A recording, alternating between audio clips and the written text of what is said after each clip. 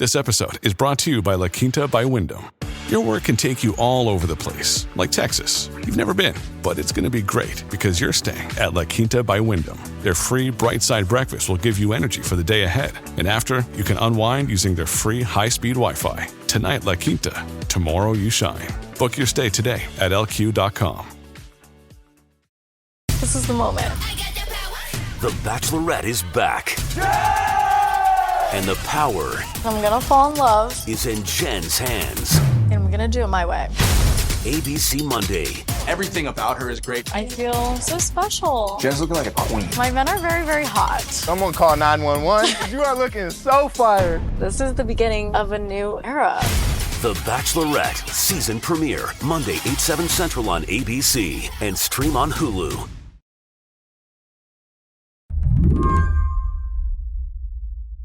For the last month, Cheryl Juaire has been getting up early and logging on to a website called SCOTUS blog. Oh, I've been watching every decision day. So I 10 o'clock every morning, I turn it on. Cheryl has been waiting for the Supreme Court to weigh in on the last 5 years of her life. And if that feels like an overstatement, it really isn't.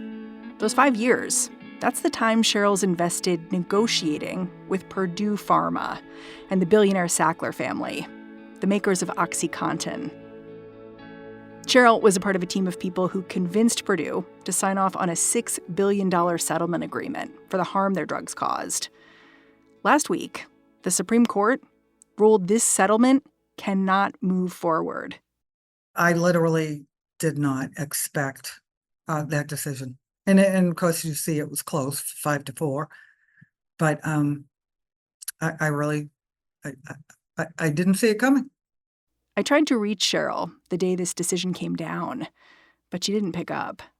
I have been beyond mentally exhausted, I guess. I literally slept all day yesterday. I watched the verdict come in and was so taken aback by it. I was not expecting to react the way I reacted. It was a sucker punch, and I felt like I had lost my 2 kids all over again. Cheryl, you see, she was negotiating with Purdue as a survivor of opioid abuse. 2 of her 3 sons died after overdosing. And I've talked to a few other moms who felt the exact same way. So I literally cried and cried and cried. And I was emotionally exhausted. And the first thing I thought to do was shut off my phone. I wasn't in any capacity able to make comments to any media. And so I literally shut off my phone, and mid-afternoon, I just went and laid down and slept till about 5 o'clock. According to the Supreme Court, the problem with this agreement was that it offered civil immunity to the Sackler family in exchange for their company, Purdue Pharma, going bankrupt. It wasn't fair, the justices argued, because the Sacklers did not file for personal bankruptcy. They have plenty of money. It was essentially a get-out-of-jail-free card. This reasoning is logical, but for Cheryl, the outcome was devastating. Today, where does your agreement stand? We have a plan B. And we've had a plan B in motion for months now. So you're still negotiating. You're like, this isn't over. It's not over. It's far from over. One of the justices who decided this case had a bit of an optimistic spin on what is about to happen. Justice Gorsuch wrote, "If past his prologue, there may be a better deal on the horizon." Basically saying the Supreme Court was forcing everyone back to the negotiating table, but maybe there's going to be a more just conclusion here. Do you share his optimism?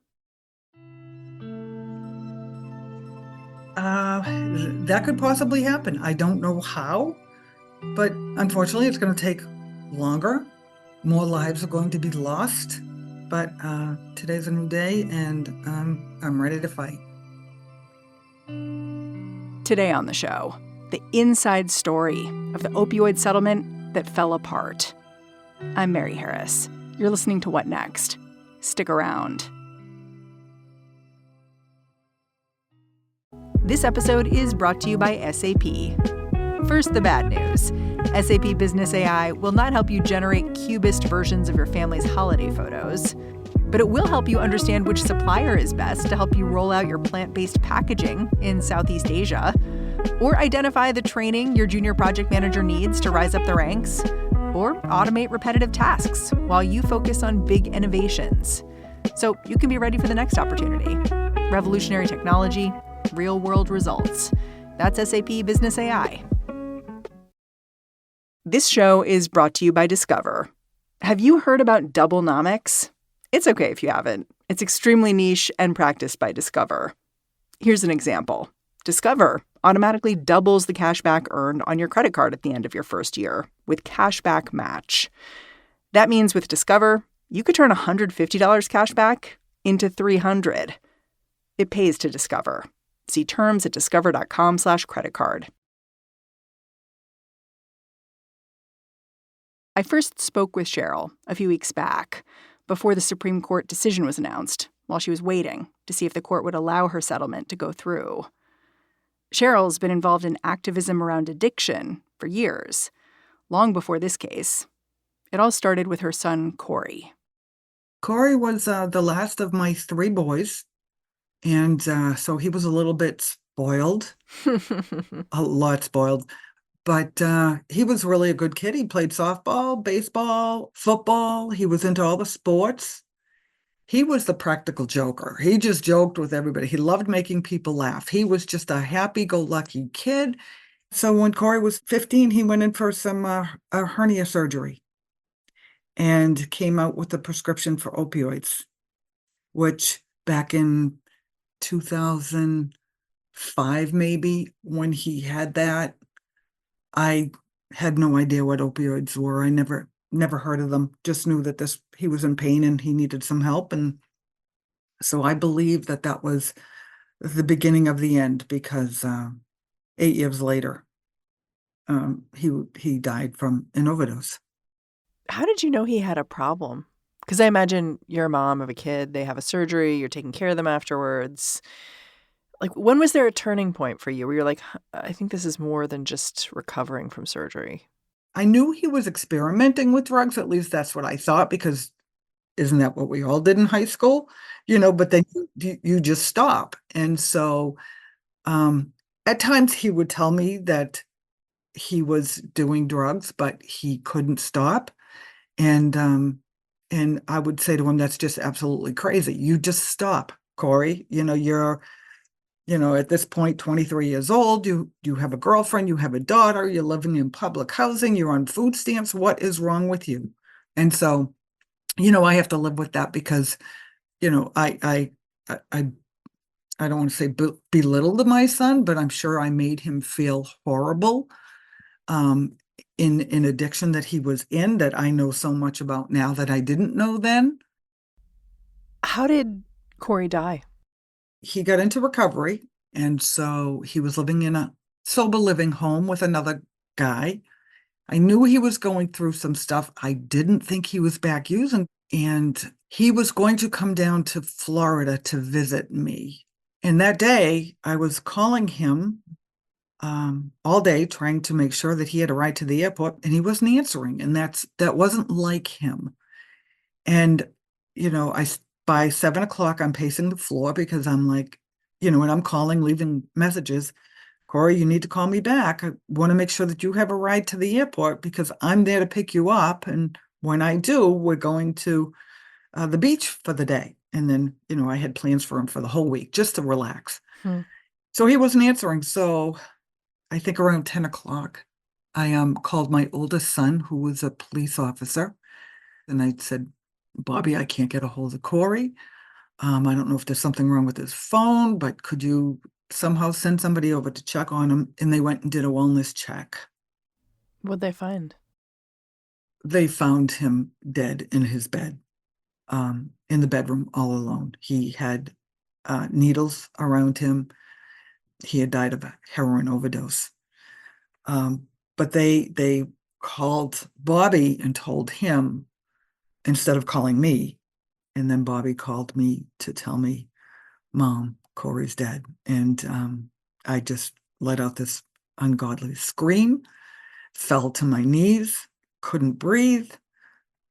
And so that very next morning, I used Corey's ticket to fly home to bury my son. And he left behind a 4.5-month-old daughter. And yeah, life as I knew it was completely changed.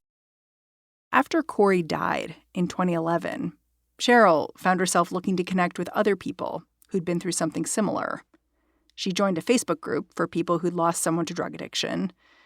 In that group, she met a woman who lived in her area and wound up at a meetup with a group of other moms. So I walked in and there was 6 other moms sitting there that had all lost their children, and some were just recent. But we were sitting around and we, introducing ourselves and talking about our children. And then we started talking about our, things that we were feeling. And, while I was in Florida and while I was suffering alone, many, many, many times I just said, I don't want to wake up tomorrow. I just want to close my eyes and die because the pain was so bad. It was almost impossible to live with. And I wasn't going to kill myself, but I just didn't want to live like that anymore because I didn't know how to fix it.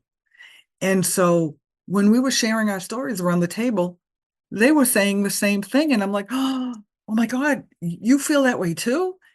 And so when I came home, I created a Facebook group. And one of the main things that really, really bothered us parents were that how people forgot our child's birth date and the date that they died. And so when I started this group, I said, in this group, we will never, ever, ever forget your child. Never. And we won't forget that day. Do you celebrate the birthdays? Now you can schedule them ahead of time. But back then, I would get up at 5 o'clock in the morning to make sure that I posted it before the mom got up so that she would see. And I took a picture of her child and I would say in the group, today is so-and-so's angelversary. Please let's keep her mom in our thoughts and prayers. It sounds like pretty quickly after you met these other moms who were going through similar things to you, it gave you this relief that allowed you to pivot more to advocacy. And what happens now?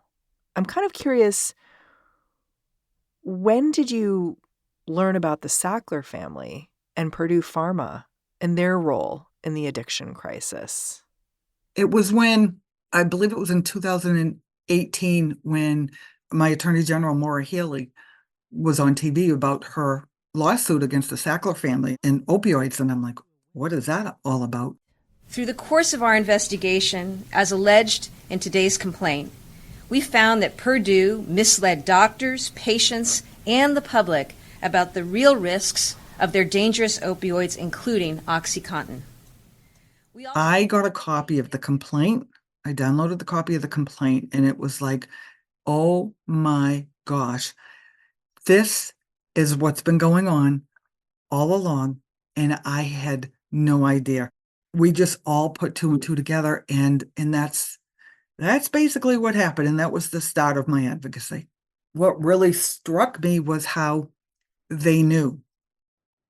They knew, every one of them knew exactly what they were doing. They had a plan to make as much money as they possibly could at the expense of our children.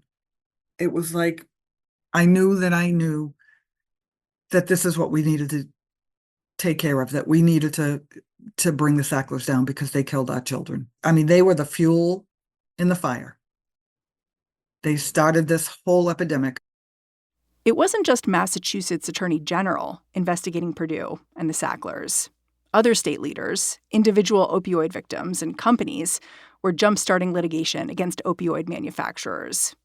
All of them were alleging that the Sacklers and Purdue Pharma knew how addictive OxyContin and other opioids were, yet still pushed doctors to prescribe them and misled the public about addiction risks. Eventually, with hundreds of lawsuits pending, Purdue Pharma filed for bankruptcy, looking to loop all these lawsuits from different groups and people into one settlement. When Cheryl heard about this, she wanted to join. She headed to New York to do an interview and get on the Unsecured Creditors Committee, basically a group that was going to negotiate the settlement and represent all the different people involved in the final agreement. I remember them specifically asking me at the end, would you be willing to stay on this committee throughout the whole process? And so I said, absolutely. They said, could you commit yourself to this?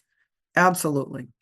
Yeah, it's been 5 years, almost 5 years.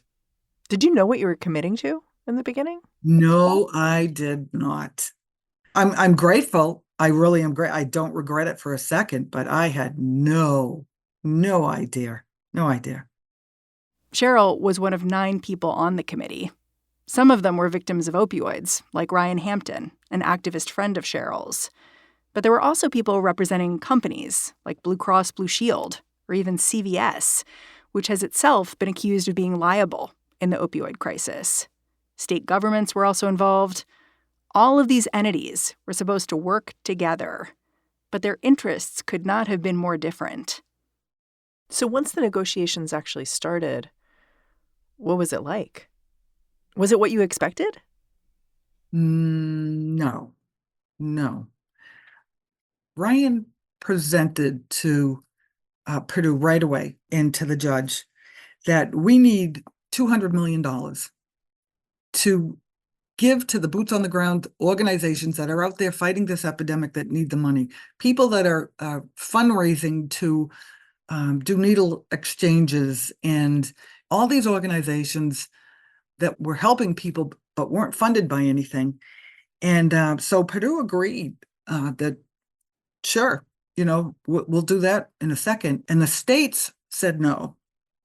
So the states argued with us for weeks because they wanted control of the $200 million.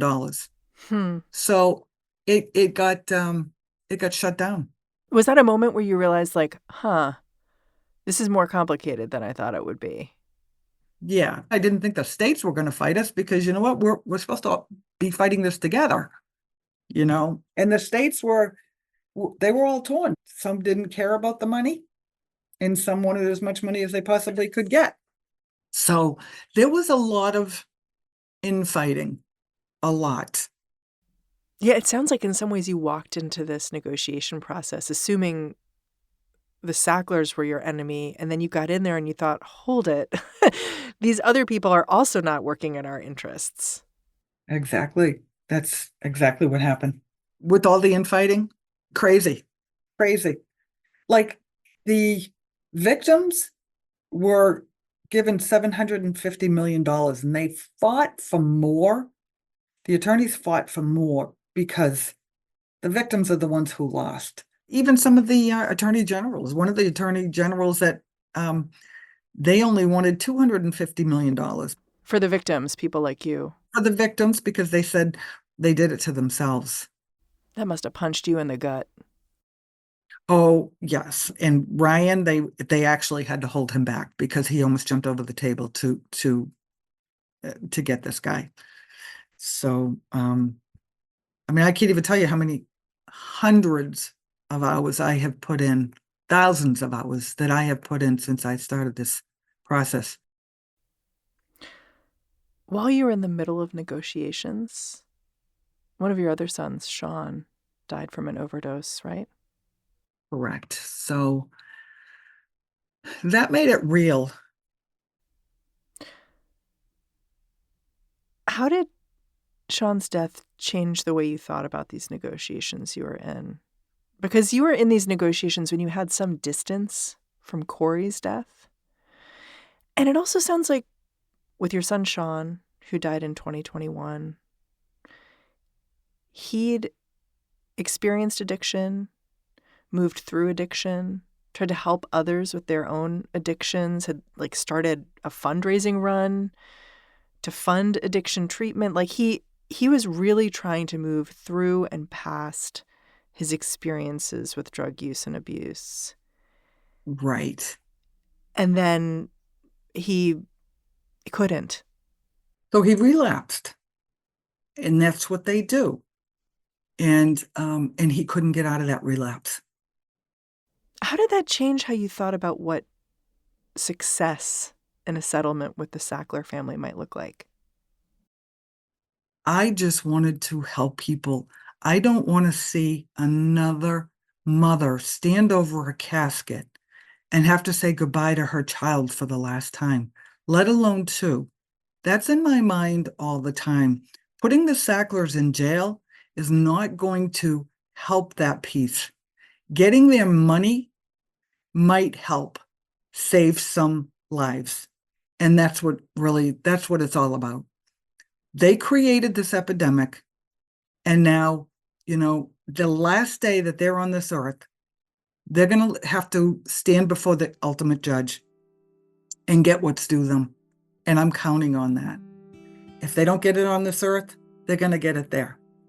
But for now, we have to worry about saving lives because they're dying every single day. It sounds like your son's death, like Sean's death, made you results-oriented in some ways when it came to the settlement. Just like, I need this to happen. I want this to happen because it needs to start saving lives. We'll be right back after a quick break.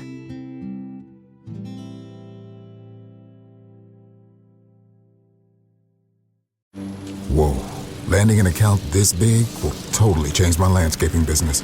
It's going to mean hiring more guys and more equipment and new trucks for the new guys to drive the new equipment in. I don't know if I'm ready. You can do this, and Ford Pro FinSimple can help. Our experts are ready to make growing pains less painful for your business with flexible financing solutions that meet the needs of your business today when you need them. Get started at fordpro.com/financing. In 1978, gay people in California faced a dire threat. Proposition 6, the Briggs Initiative. The teaching profession is riddled with the homosexual element. John Briggs is going to fire every gay and lesbian school teacher in the state of California. I'm Christina Cauterucci. This season on Slow Burn, we'll explore how a nationwide backlash against gays and lesbians led to a massive showdown in California. This was tens of thousands of pissed off gay guys and lesbians roaring down Market Street. With so much at stake, young people became activists. We've got to fight back. We can't let this happen in California. And activists became leaders. My name is Harvey Milk, and I'm here to recruit you. Slow Burn, Season 9, Gays Against Briggs. Listen to the whole season now, wherever you get your podcasts. Cheryl, I know as part of your work, you actually testified in 2022 to the Sackler family. Can you tell me about that moment? We had to speak in front of David Sackler and Teresa Sackler. And so we got to see them on Zoom. What was that like? How do you prepare for that? You just tell them just what they did. And, the bottom line for me was I told them that I had lost 2 children from addiction. And my last question to them was, how much money was enough? Because billions was not enough. Knowing our kids were dying, they were still pushing. They still had their representatives out there and selling. And I just had to know, how much was enough. And so they had to listen to me. And they had to listen to 25 others because there was 26 of us. Did they look the way you thought they would? Did they react the way you thought they would? David Sackler's face was beet red probably the whole time. And when Teresa heard that I had lost 2 children, she kind of winced a little bit. But the evil one is Richard Sackler. I mean, they're all evil, but Richard Sackler is the worst of the worst. Why was he the worst? He was smug. He was ignorant with his answers. In the middle of a deposition, we would go into breakout rooms. And so I went to the breakout rooms with the attorneys, and he left with his attorney. And I went back to the main room early, and Richard was in there by himself. And he couldn't see me, but I could see him. And he was playing with his mouse, and his attorney spoke to him like a child and said, "Richard, what are you doing?" And Richard said, "Oh, I'm just looking to see how many people are in here, to see how popular I am." And if ever I wanted to reach through the screen and kill somebody, it would have been then, because he just kind of chuckled and he was just as smug as could be. Eventually, after years of negotiating, a settlement agreement was reached. Purdue Pharma and the Sackler family would pay $6 billion. In exchange, the Sacklers would get that immunity from future lawsuits. All this was immediately controversial. For one thing, almost all of the $6 billion would have gone to state governments. Families, like Cheryl's, would have been able to apply for a few $1,000s apiece if they'd lost a loved one. Then there was that immunity provision, which the Sacklers had demanded. Cheryl saw immunity as the only way the billionaire family would cough up any money. But it protected them, too. If the Sacklers did not have civil immunity, they could continue to be sued by people, right? Correct. And what would happen at that point would be the first one to the courthouse would get the most amount of money. So the plan that 95% of the creditors agreed to would go out the window, and then everybody would just pick up with their attorneys and take the Sacklers to court. And this would go on for years and years and years and years, and maybe not even in my lifetime would it end. And it just doesn't make sense.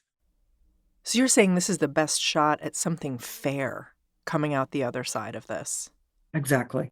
The best shot, without a shadow of a doubt. Did you wrestle with the idea of immunity for the Sackler family? Or did you just sort of accept, this is just part of what we have to take to get what we need? Once I knew it was the right thing to do, I was okay. I was okay with it. What really changed my mind was when I heard that money had to be used for abatement.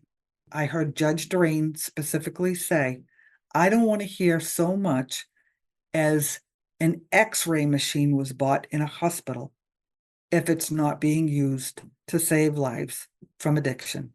And so knowing that $6 billion had to be used for prevention, treatment, harm reduction, recovery only was a no-brainer to me. And that's important because there are plenty of other opioid settlements, and people who are tracking the money now are, saying some of it's going to stuff like cop cars, Yes, there's a lot of misuse of funds going on in this country, and it's sad, but you feel like this could be different. I'm hoping this could be different. I'm praying this could be different. I'm settling for a plan that just isn't 100%, but makes sense for everybody concerned. The Sacklers, they can't come out of their homes anymore. They can't show their faces anywhere. They're not these high-class people anymore. Everybody knows the Sacklers. So they're getting theirs. Yeah. There are families who've lost someone to an overdose or will lose someone to an overdose And if the Sacklers get immunity, they won't be able to bring them to court. What would you say to a family like that? That's tough because I mean, 10 years down the road, somebody dies of an overdose and this case is already gone and settled. But hopefully, like I believe Boston has put aside $250,000 for those families that may have to bury a child. So, how much can you recover? I don't know. Can you tell me about the day at the Supreme Court when you heard oral arguments for your case? I know there were other families at the Supreme Court, families you know, who disagree with you about this settlement. Correct. What was that like that day? So we all actually went to lunch afterwards together. So as soon as it was over and I did my interviews, I went down to them. They were behind the lines and they had their pictures of their kids and whatnot. They just want the Sacklers in jail, and that's okay. And they understand where I'm coming from. And I understand where they're coming from. And at the end of the day, whatever comes out of these results, it's not going to divide us. We'll just work that way now. So if the Supreme Court votes against this, then I will work with them to do whatever it takes to get the Sacklers. Cheryl, I am really grateful for your time. Thank you for coming on the show. Thank you. Sure. Cheryl Juaire is on the Unsecured Creditors Committee in the Purdue Pharma bankruptcy settlement. She's also the founder of Team Sharing, a support group for parents who've lost kids to overdose. And that's our show. What Next is produced by Paige Osburn, Elena Schwartz, Rob Gunther, Madeline Ducharme, and Anna Phillips. We are led by Alicia Montgomery with a little boost from Susan Matthews. Ben Richmond is the Senior Director of Podcast Operations here at Slate. And I'm Mary Harris. Thanks for listening. Catch you back here next time.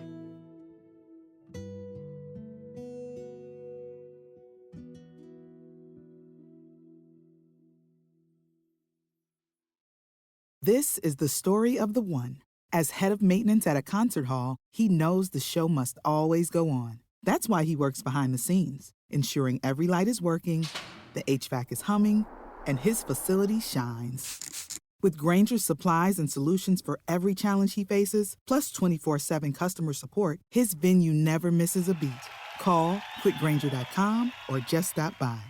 Grainger, for the ones who get it done.